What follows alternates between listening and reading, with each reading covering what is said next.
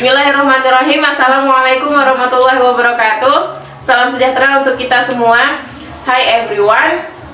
Pada hari ini kami ingin mempresentasikan hasil diskusi kami mengenai tugas PPKN, yaitu jurnal ilmiah yang berjudul Hak Asasi Manusia dan Hak serta Kewajiban Warga Negara dalam Hukum Positif Indonesia. Sebelum mendengarkan pemaparan dari para presentator, teman-teman sudah tahu apa belum mengenai hak asasi manusia itu? Untuk lebih memperjelas pemahaman kalian semua, marilah kita dengarkan presentasi yang akan dijelaskan oleh para presentator pertama, yaitu Siti Nursehati. Kepadanya disilakan. Hai, saya Siti Nursehati sebagai presentator pertama. Di sini saya akan memaparkan tentang hak asasi manusia. Semua manusia akan mendapat perlakuan yang sama kedudukannya dalam hukum, sosial, ekonomi, dan kebudayaan. Termasuk juga hak seorang anak ini semua telah diatur di dalam Undang-Undang Dasar Negara Republik Indonesia tahun 1945 pada pasal 28B ayat 2 yang berbunyi, setiap anak berhak atas kelangsungan hidup, tumbuh, dan berkembang serta berhak atas perlindungan dari kekerasan dan diskriminasi. Dapat terlihat jelas bahwa di negara Republik Indonesia dijamin hanya perlindungan hak asasi manusia berdasarkan ketentuan-ketentuan hukum dan bukan kemauan seseorang atau golongan yang menjadi dasar kekuasaan. Apakah kalian tahu mengenai hak asasi manusia? Mari kita bahas. Berbicara tentang hak asasi manusia tidak bisa dilepaskan dari seorang ahli yang bernama John Locke. Dikutip dari buku The Second Treatise of Civil Government and a Letter Concerning Toleration, John Locke menyatakan bahwa hak asasi merupakan suatu hak-hak yang diberikan Tuhan untuk manusia yang terdiri dari hak persamaan dan kebebasan serta hak untuk mempertahankan hidup dan untuk melindungi harta benda yang dimilikinya. Istilah HAM pertama kali diperkenalkan oleh Roosevelt ketika Universal Declaration of Human Rights dirumuskan pada tahun 1948 sebagai pengganti istilah The Rights of Man. Dalam Konstitusi Indonesia digunakan istilah hak warga negara yang oleh The Founding Father dimaksudkan sebagai pemenuhan hak asasi manusia. Dalam Ketetapan MPR Republik Indonesia Nomor 17 Tahun 1998 disebutkan bahwa hak asasi manusia merupakan hak dasar yang melekat pada diri manusia yang sifatnya kodrati, universal, dan abadi sebagai karunia Tuhan Yang Maha Esa dan berfungsi untuk menjamin kelangsungan hidup, kemerdekaan, perkembangan manusia dan masyarakat yang tidak boleh diabaikan, dirampas, atau diganggu-gugat oleh siapapun.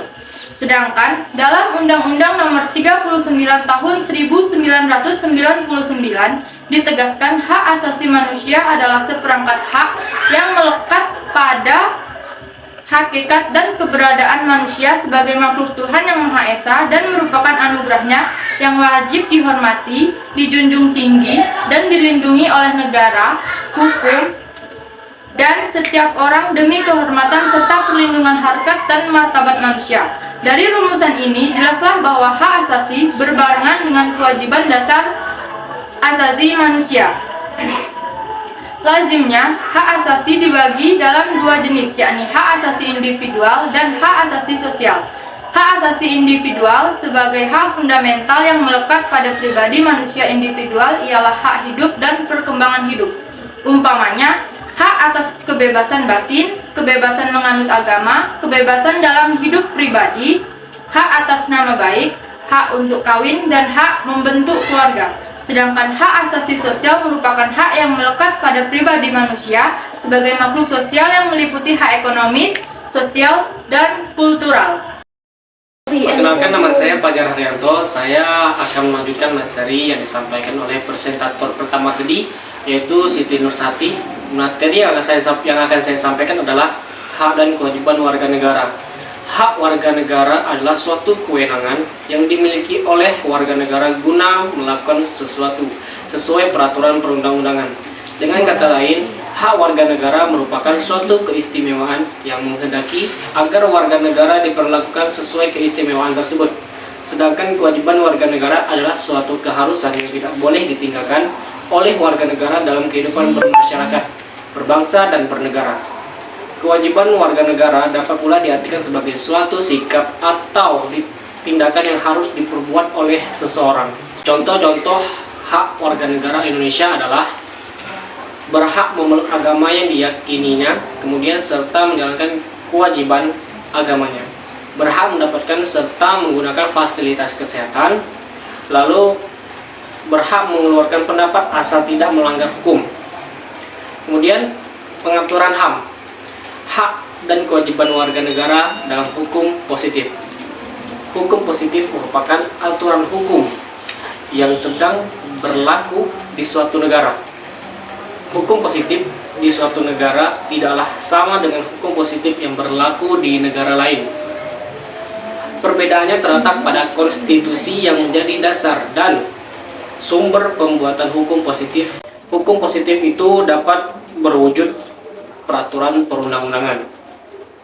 Pengaturan HAM ke dalam peraturan perundang-undangan bagi hukum positif pada hakikatnya dimaksud untuk yang pertama, memberikan perlindungan agar HAM itu tidak dilanggar oleh pemerintah dan orang lain. Kemudian membatasi kekuasaan penguasa, lalu menjamin kelangsungan hidup, kemerdekaan dan perkembangan manusia serta masyarakat. Di samping itu, warga negara mempunyai kewajiban yang lain dalam aturan perundang-undangan seperti membayar pajak, menghargai hak orang lain, kemudian menghargai warga negara, memenuhi panggilan aparat penegak hukum, memelihara kelestarian lingkungan, memelihara persatuan dan kesatuan bangsa, lalu ikut serta memelihara fasilitas kepentingan umum. Perkenalkan, nama saya Rahmadi Hidayatullah. Saya di sini akan melanjutkan presentator kedua, Fajar Haryanto, membacakan tentang demokrasi dan hak warga negara dan hak kewajiban warga negara dalam era otonomi daerah. Demokrasi dan hak warga negara. Terdapat kecenderungan bahwa istilah demokrasi diterapkan dalam kehidupan politik.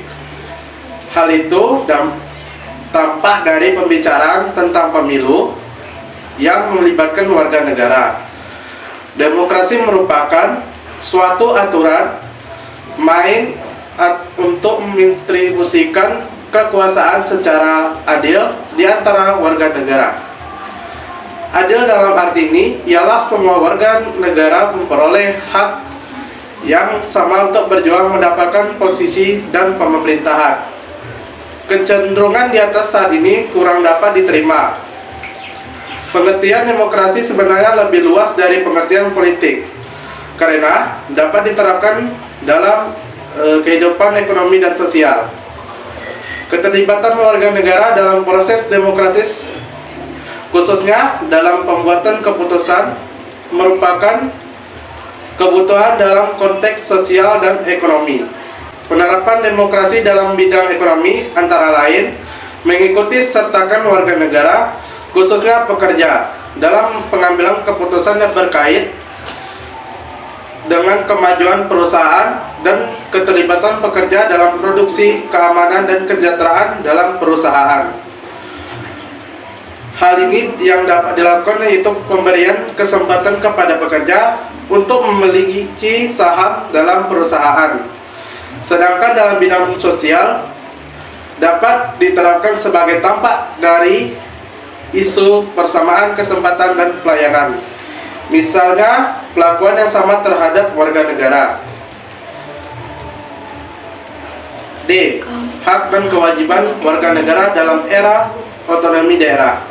Pemerintah mempunyai tanggung jawab mewujudkan keadilan dan kemakmuran seluruh rakyat yang berdasar prinsip sentralisasi dan desentralisasi.